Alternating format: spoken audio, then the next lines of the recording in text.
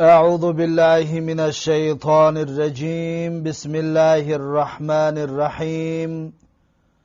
الحمد لله، الصلاة والسلام على رسول الله وعلى آله وأصحابه، ثم أما بعد. السلام علیکم و رحمت الله و برکاته. برادران و خواهران و دوستداران آموزش زبان عربی، الحمدلله که ما و شما از کتاب تعلیم زبان عربی 67 درس گرفتیم و بنده حالا باشد میخواهم درس 68 را به سمع شما برادران و خواهران تقدیم و پیشنهاد بگردانم. صاحب کتاب میگوید الدرس الثامن و الستون، یعنی درس 68. درس 68 به مثل درس های گذشته کلمه های نو برای حفظ کردن دارد که این کلمه ها باید حفظ کرده شوند. صاحب کتاب میگوید رسول، رسول یعنی پیامبر، رسول. رسول پیامبرها، رسولها. صلی الله علیه و سلم، این بعد از نام پیامبر صلی الله علیه و سلم فرستاده می شود، یعنی صلواتی که بعد از نام رسول الله صلی الله علیه و سلم را گرفتن ذکر کرده می شود. بعدش می گوید یتیمون، یتیمون یعنی یتیم، به تاجیکی ما و شما هم یتیم می گوییم، جمعش ایتامون، یتیم ها. بعدش میگوید عمرون، عمرون عمر، ما و شما هم به تاجیکی عمر میگوییم، یعنی عمر انسان، جمعش میشود اعمارون، عمرها. بعدش میگوید ارسل، ارسل یعنی فرستاد، ارسل فرستاد. این فعل ماضی است. فعل مضارعش می شود یرسلو، یرسلو میفرستد، و مصدرش می شود ارسالون یعنی فرستادن، ارسالون فرستادن. پس ارسل یرسلو ارسالون از 22 باب صرفی باب هفتم هست، باب اکرم یکرم اکراما هست. ارسل یرسلو ارسالا. بعدش میگوید انزل، انزل یعنی نازل کرد، انزل نازل کرد. ینزلو فعل مضارعش میشود ینزلو، ینزلو نازل میکند. مصدرش میشود انزالا یعنی نازل کردن، انزالا. پس انزل ینزلو انزالا همچنین از 22 باب صرفی باب هفتم هست، باب اکرم یکرم اکراما. بعد از این میگوید نشأ، نشأ یعنی تربیت یافت یا بزرگ شد یا پرورش یافت یا به وایه رسید. نشأ این طور ترجمه کرده می شود. بعدش میگوید فعل مضارع ینشأ می شود. نشأ ینشأ، ینشأ یعنی تربیت می یابد، بزرگ می شود، پرورش می یابد، و همچنین ینشأ به وایه می رسد. مصدرش می شود نشئون، نشئون یعنی به وایه رسیدن، تربیت یافتن یا بزرگ شدن. پس نشأ ینشأ از 22 باب صرفیه که خوندیم از باب سیوم هست، از باب فتح یفتحو، که شرط داشت که عین باب یا لام باب حرف حلق باشد. پس چطور شما میبینید نشأ همزه عین لام باب حرف حلق است. پس در باب سیوم موافقت میکند، هم شرطش و هم خودش همچنین از باب سیوم هست، از باب فتح یفتحو. بعدش میگوید بلغ، بلغ یعنی رسید، بلغ رسید. فعل مضارعش می شود یبلغو، یبلغو میرساند. مصدرش می شود بلوغون رساندن، بلوغون رساندن. پس بلغ یبلغو از 22 باب صرفیه که خوندیم از باب یکم هست، از باب نصر ینصرو هست. بلغ یبلغو نصر ینصرو از دویم باب 22 باب صرفی هست. بعدش میگه ذاکر، ذاکر یعنی مذاکره کرد، ذاکر یعنی مذاکره کرد، تکرار کرد، مذاکره کردن، تکرار کردن. این ذاکر فعل ماضی است. فعل مضارعش می شود یذاکرو، مذاکره می کند و تکرار می کند. مصدرش می شود مذاکرتن، مصدرش می شود مذاکرتن یعنی مذاکره کردن و تکرار کردن. پس ذاکر یذاکر مذاکرتن از 22 باب صرفی خواندگی همان این باب نهم هست، باب قاتل یقاتل مقاتلتن از دوم از نهم بابی 22 بابی صرفی هست. بعدش میگوید ابن العمی، ابن العمی یعنی پسر عمک، ابن العمی پسر عمک. بعدش میگوید بشرون، بشرون یعنی بشر، انسان. بعدش میگوید قاعدتون، قاعدتون یعنی قاعده، قاعدتون با تاجیکی همچنین قاعده یعنی یک تعریف معین، یک قاعده برای دانستن یک مسئله، مثلا قاعده صرفی، قاعده نحوی. بعدش میگوید قواعد، قواعد یعنی قاعده ها. بعدش میگوید حفظه، حفظه یعنی حفظ کرد، حفظه حفظ کرد، از یاد کرد، از خود کرد، حفظه. پس حفظه فعل ماضی است. فعل مضارعش می شود یحفظو، یحفظو حفظ میکند، از یاد میکند. پس حفظه یحفظو از 22 بابی خواندگی همان باب چهارم هست، باب علم یعلمو هست، باب علم یعلمو. بعدش میگوید که حفظ القاعدة یعنی حفظ کرد قاعده را، حفظ القاعدة حفظ کرد قاعده را. بعدش میگوید النحو، النحو یعنی علم نحو، النحو یعنی علم نحو. علم نحو موضوعش درباره آخر کلمات صحبت میکند که آخرش در جمله چی طور بیاید. مثلا حفظ القاعده تا، قاعده تا بگوییم یا قاعده تی بگوییم یا قاعده تو بگوییم، درباره انا همین علم نحو گپ میزند، درباره انا همین علم نحو گپ میزند. از این حساب علم نحو تعلق دارد به جمله و آخر جمله ها که چطور حرکت گذاری کنیم آخر جمله را، آخر کلمه را. بعدش میگوید از صرفو، از صرف یعنی علم صرف.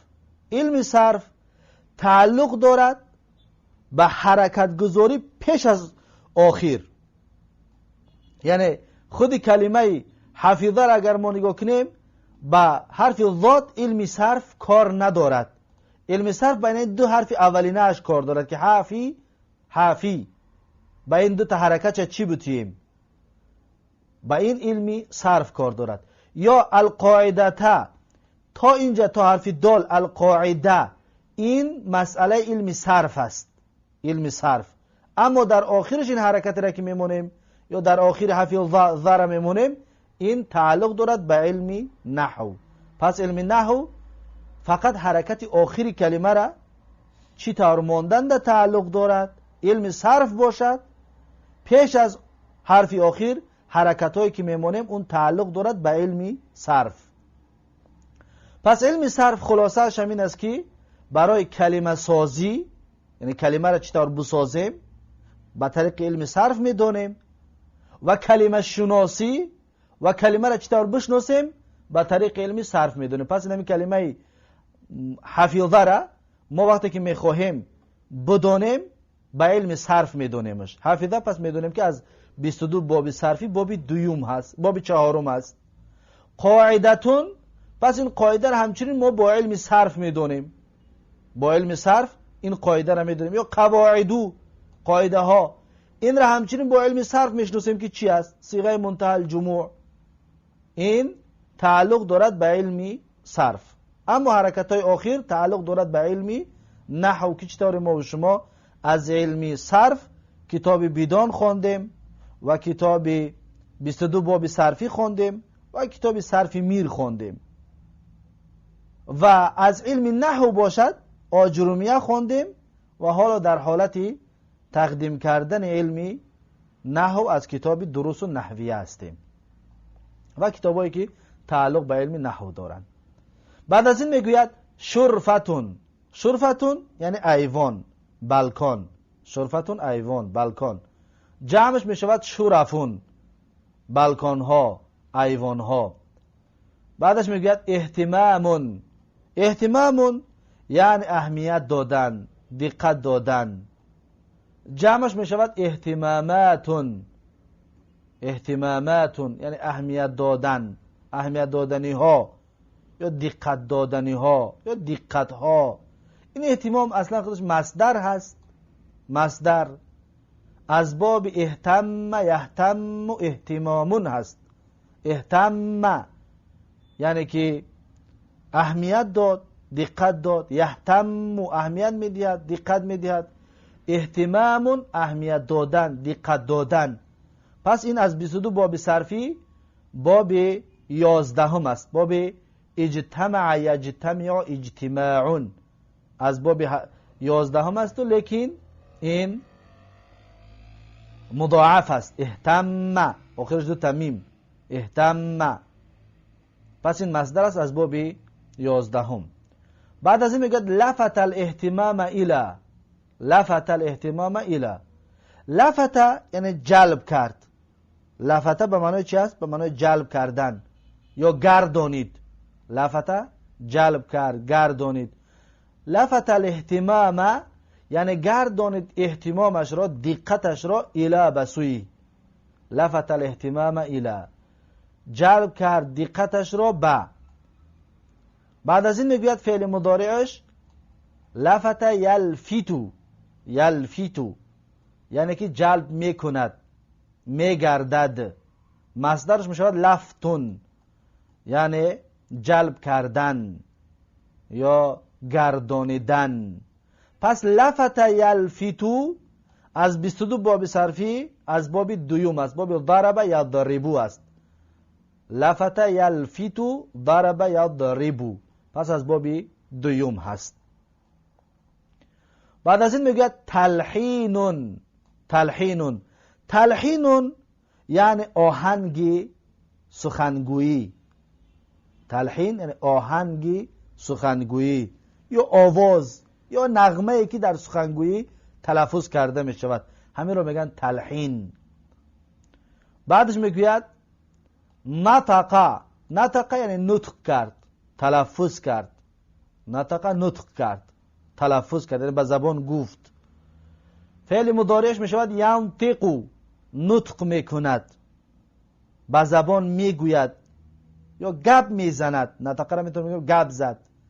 ینطق گپ میزند. نطق گپ زدن. نطق گپ زدن، تلفظ کردن، به زبان آوردن.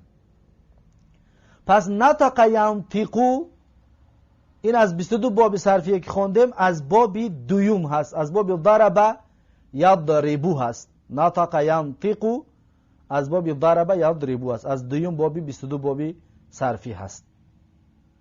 بعد از این میگوید بلیتون. بلیتون یعنی مصیبت. خوبتر میشید اینجا بگو مصیبتون، مصیبت. بلیتون همچنین مصیبت، وزمینی، دشواری. جمعش میشود بلایا یعنی مصیبت ها، دشواری ها، وزمینی ها. بعدش میگوید رصیف النهری یعنی لب دریا.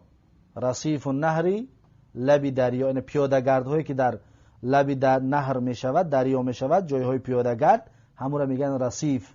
رصیف النهری یعنی جای پیاده‌گردی لبی دریا. بعدش میگه هو الاخر، وی دیگر هست. هو الاخر یعنی وی دیگری هست. آخر و دیگر. بعدش میگه ذاهبون.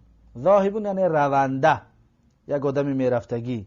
مثلا میگه هو ذاهبون و یک کسی میرفتگی است. یا میگه انا ذاهبون، من هم رفتنی هستم، من هم میرفتنی هستم یا میرفتگی هستم. ذاهب رونده. جمعش میشود ذاهبون، رونده ها. ذاهبون رونده ها. بعدش میگه ما یزال هنا. ما یزال هنا یعنی تا هنوز اینجاست، تا به حال اینجاست. ما یزال هنوز، تا به حال. هنا اینجاست، تا به حال اینجاست، هنوز اینجاست. بعدش میگه غادر. غادر یعنی ترک کرد، رها کرد. غادر البلد یعنی ترک کرد شهر رو، یعنی سفر کرد، بر رفت. غادر یعنی رها کرد، ترک کرد. مثلا میگوی غادر تو روسیه، یعنی ترک کردم روسیه را، یعنی برآمدم، سفر کردم از روسیه. بعدش میگوید که مضا یا غادر، این فعل است. غادر یعنی که ترک کرد. فعل مضارعش میشود یغادرو. یغادرو یعنی که ترک میکند. مصدرش میشود مغادرتن. مغادرتن یعنی ترک کردن. پس غادر یغادر مغادرتن از 22 باب صرفی خواندگیمون از باب 9 است. باب قاتل یقاتل و مقاتلتن هست. اما این ما یزالو این از اخوات کانه است. زال یزالو از اخوات کانه بود. ما یزالو لا یزالو همچنین از اخوات چی است؟ از اخوات کانه است. بعد از این میگه که مضا. مضا یعنی گذشت. مضا یعنی گذشت. این فعل ماضی است. فعل مضارع می شود یمضی. یمضی یعنی میگذرد. مصدرش می شود مضیون. مضیون یعنی گذشتن. مضیون یعنی گذشتن. پس ما میگیم مضا فعل ماضی هست، پس همین فعل گرفتیم. مضا گذشت. ماضین یعنی گذشته، زمان گذشته. مضا زمان گذشته، ماضین همچنین زمان گذشته. مضا گذشت در زمان گذشته. یمضی میگذرد. پس مضا یمضی از 22 باب صرفی خواندگیمون همچنین از باب دویوم هست، از باب ضرب یا ضربو است. مضا در اصل مضایه بود، یمضی در اصل یمضیو بود و مثل یا ضربو. این ناقص یایی است از باب دویوم، از باب ضرب یا ضربو. بعد میگه که ما هو چیست وی؟ ما چیست؟ هو وی چیست وی؟ بعدش میگه منذ ان، زمان کی، از زمان کی. منذ ان یعنی از زمان کی. پس این از کلمه های نوی درسی 68. درسی 68 همه کلمه های نوش اینها می باشن. اکنون بگذاریم به حوار و گفتگوی درس 68. صاحب کتاب میگه که ما تعلم عن الرسول محمد صلی الله علیه و سلم. میگه که چی میدانی از پیغمبر محمد صلی الله علیه و سلم؟ ما تعلم چی میدانی عن الرسول محمدین. محمدین بدل هست یا عطف بیان هست از رسول. محمدین بدل یا عطف بیان. عطف بیان بگیم بهتر است از رسول. در اعراب عن الرسولی آخرش کسره شد، محمدین عطف بیان است، از این حساب آخرش کسره است. ما تعلم عن الرسول محمد صلی الله علیه و سلم. چی میدانی از رسول الله، از پیغمبر محمد صلی الله علیه و سلم؟ میگه که اعلم انه ولید یتیما. میدونم که میگه او تولد شده است یتیم. و نشأ یتیما لان اباه مات قبل ولادته و ماتت امه عندما بلغ 6 سنوات. عندما بلغ 6 سنوات. میگه میدونم که اعلمو یعنی میدونم که انه ولید هر آینه تولد شده است یتیما در حال یتیم بودن، یعنی یتیم تولد شده است محمد صلی الله علیه و سلم پیغمبر ما و شما. و نشأ یتیما و به وایه رسیدگی است یتیم، همچنین یتیم به وایه رسید، یتیم بزرگ شد. لأن اباه مات قبل ولادته، زیرا اینکه اباه مات، پدرش وفات کردگی است، قبل ولادتی، پیش از تولد شدن پیغمبرمون محمد صلی الله علیه و سلم. و ماتت امه، و وفات کردگی است مادرش، عندما بلغ 6 سنوات، وقتی که رسید پیغمبر صلی الله علیه و سلم در سن 6 سالگی. یعنی پیغمبر صلی الله علیه و سلم 6 ساله شد، مادرش وفات کرد. میگوید که اعلم انه ولد یتیما، میدانم که اون تولد شدگی است یتیم، و نشأ یتیما و به وایه رسیدگی است یتیم، لأن اباه مات قبل ولادته، زیرا اینکه پدرش وفات کرد پیش از تولد شدنش. و ماتت امه عندما بلغ 6 سنوات، و وفات کرد مادرش وقتی که رسید در سن 6 سالگی. عندما، وقتی که، زمانی که. بعدش میگوید که ولد فی مکه و اذا بلغ 40 سنة من عمره ارسله الله رسولا الى الناس و انزل علیه القرآن. میگوید که ولد فی مکه، تولد شدگی است در مکه، تولد شدگی است در مکه. و اذا بلغ 40 سنة، و هنگامی که وقتی که بلغ 40 سنة، رسید در سن 40 سالگیش، من عمره، از عمرش، از حیاتش، ارسله الله رسولا، فرستاد وی را الله پیغمبر، ارسله الله رسولا، فرستاد وی را الله سبحانه و تعالی پیغمبر، الی الناس، به سوی مردم، و انزل علیه القرآن، و نازل کرد الله سبحانه و تعالی برای وی، برای وی یعنی برای پیغمبر صلی الله علیه و سلم، قرآن را. ولد فی مکه، تولد شدگی است در مکه. مکه غیر منصرف است، از این حساب آخرش تنوین قبول نمیکنه. فی حرف جر است، باید مکتی بگیم، اما تنوین کسره را قبول که نمیکنه میگیم فی مکه. مکه اسم غیر منصرف است. ولد فی مکه، تولد شدگی است پیغمبر صلی الله علیه و سلم در مکه. و اذا بلغ 40 سنة، و هنگامی که رسید در سن 40 سالگیش، سنتن این تمیز 40 هست، من عمره، از عمرش، از عمر مبارکش پیغمبر صلی الله علیه و سلم، ارسله الله رسولا الی الناس، فرستاد وی را الله سبحانه و تعالی پیغمبر به سوی مردم، و انزل علیه القرآن، و نازل کرد برای وی قرآن را. بعدش میگوید که القرآن هو کلام الله و لیس کلام الرسول ولا کلام غیره من البشر. میگوید که القرآن، یعنی قرآن، هو کلام الله، وی قرآن کلام الله است، سخن الله است. هو کلام، یعنی وی، یعنی قرآن، کلام الله، کلام الله است، سخن الله است. و لیس کلام الرسول، و نیست، یعنی همین قرآن سخن پیغمبر، قرآن سخن پیغمبر نیست. ولا کلام غیره، و همچنین نیست سخن غیر پیغمبر، من البشری، از بشر، یعنی سخن یگان بشر نیست. قرآنی که میخونیم این سخن بشر نیست، این سخن الله تبارک و تعالی هست. میگه القرآن هو کلام الله، قرآن اون کلام الله هست. و لیس کلام الرسول، و سخن پیغمبر نیست. ولا کلام غیره من البشری، و همچنین کلام غیر پیغمبر از بشر، از دیگر کس هم نیست. بعدش میگه که اما کلام الرسول فهو الحدیث، اما سخنی پیغمبر صلی الله علیه و سلم پس اون حدیث است. یعنی حدیث سخن پیغمبر صلی الله علیه و سلم است. اما کلام الرسول، اما سخن پیغمبر صلی الله علیه و سلم، فهو الحدیث، پس اون حدیث است. یعنی حدیث سخن پیغمبر هست. بعدش میگه علینا ان نحفظ القرآن و نحفظ الاحادیث. علینا یعنی واجب است بر ما، ضرور است بر ما این که حفظ کنیم قرآن را و حفظ کنیم حدیث ها را. یعنی هم قرآن حفظ کردن هم حدیث حفظ کردن برای ما لازم است، ضرور است.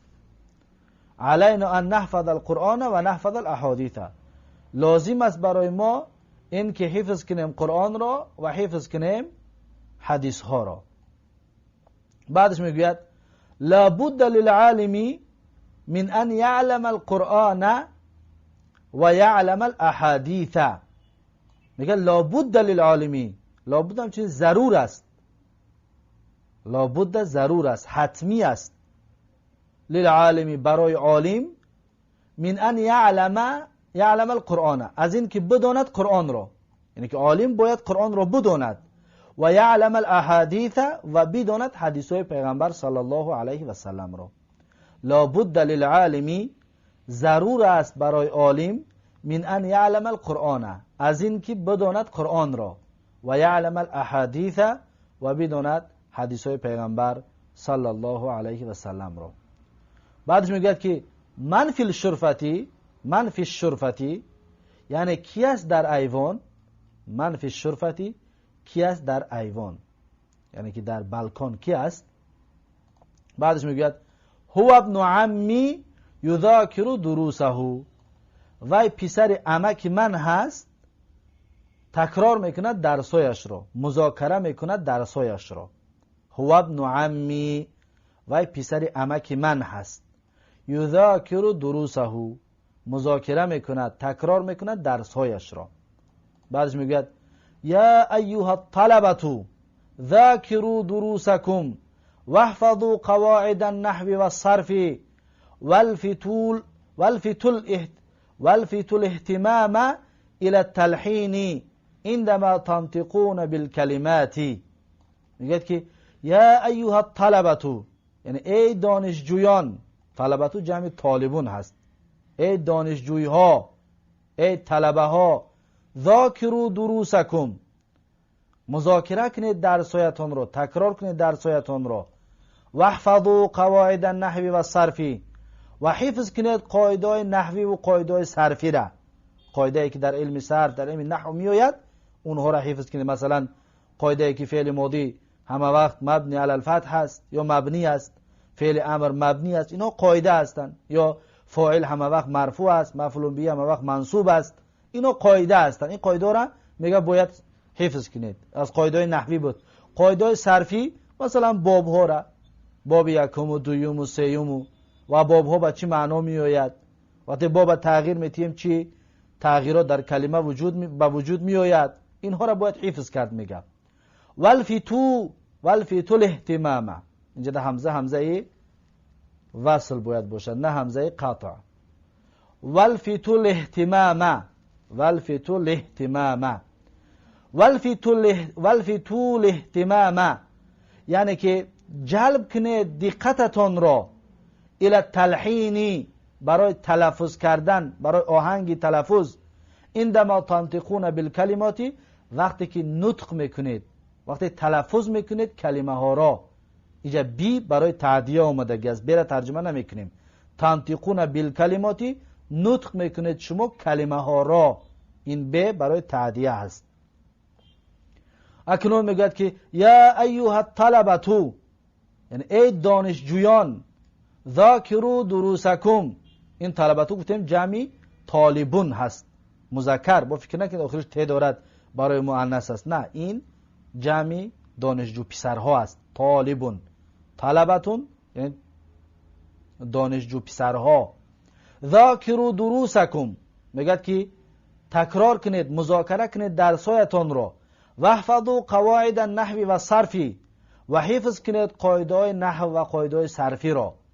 والفتو الاهتمام الى التلحین، و جلب کنید دقتتان را به آهنگ تلفظ، به آوازهایتان.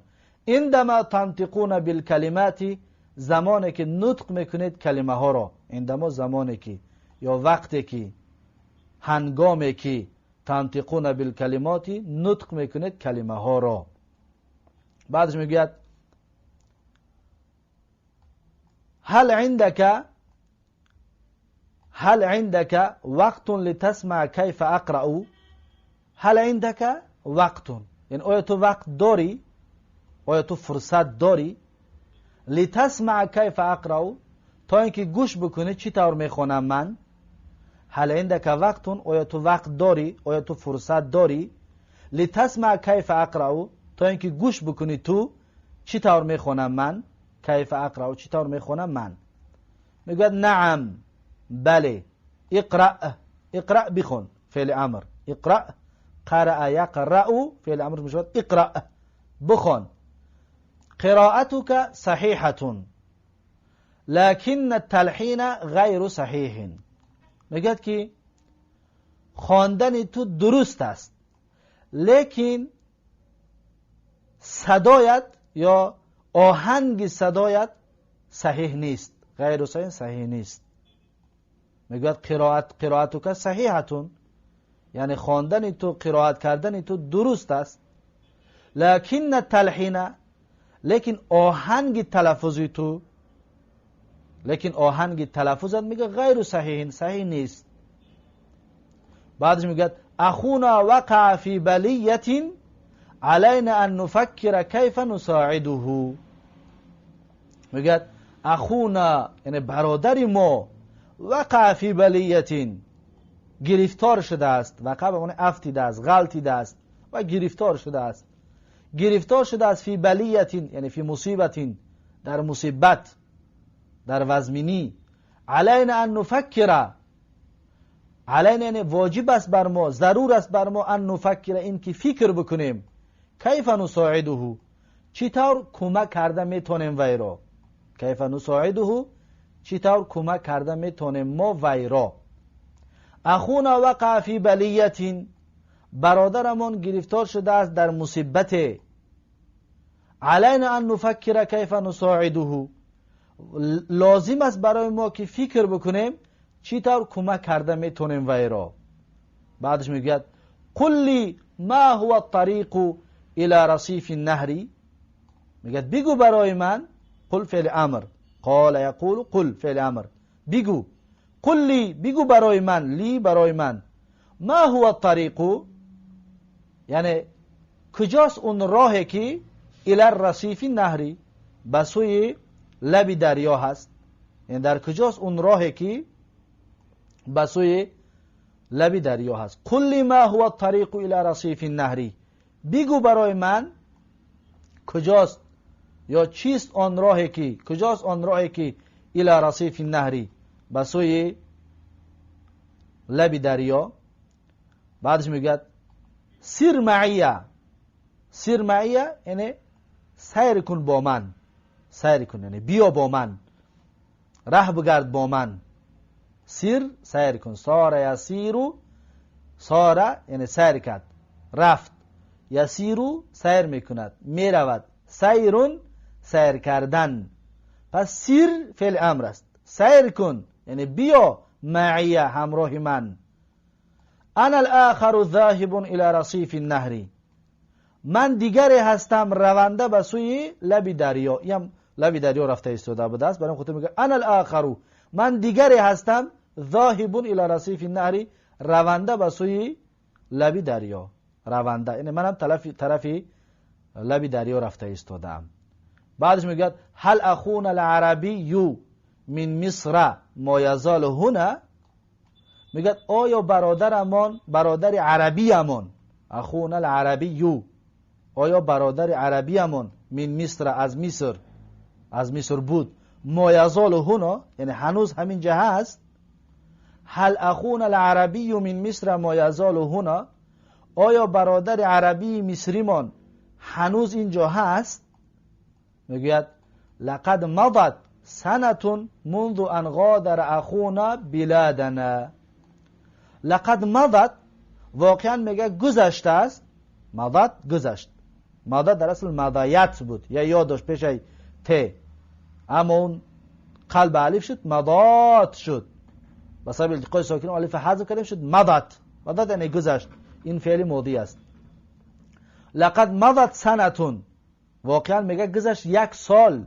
منذ ان غادر اخونا بلادنا، از زمانی که، منذ از زمانی که، منذ ان از زمانی که، غادر اخونا یعنی ترک کرد برادرمان، بلادنا یعنی شهرمان را. دولتمان رو، بلادمان رو ترک کرد. یعنی که 1 سال پیش سفر کردگی بود، 1 سال پیش ترکی بلادمان کرد، این از شهر ما سفر کرد. لقد مضت سنة منذ ان غادر اخونا بلادنا. واقعا 1 سال گذشت از زمانی که ترک کرد برادرمان شهرمان را. پس این هست حوار و گفتگوی درس 68. و کلمه مصر غیر منصرف از این حساب میگه من مصر، من مصر. کلمه العربی این صفت است برای اخ، اخونا صفتش العربی، برادرمون که عربی از مصر. ما یزال هنا یعنی هنوزم اینجاست، پس اخو منعوت است و العربی صفت است. پس این هست درس 68، حوار و گفتگوی درس 68. با همین حوار و گفتگوی درس 8 و درس 68 رو به پایان رسانیدیم و تا درس آینده یک شما رو به الله تبارک و تعالی میسپارم. هر کجایی که باشید سلامت و موفق و مؤید باشید. السلام علیکم و رحمت الله و برکاته.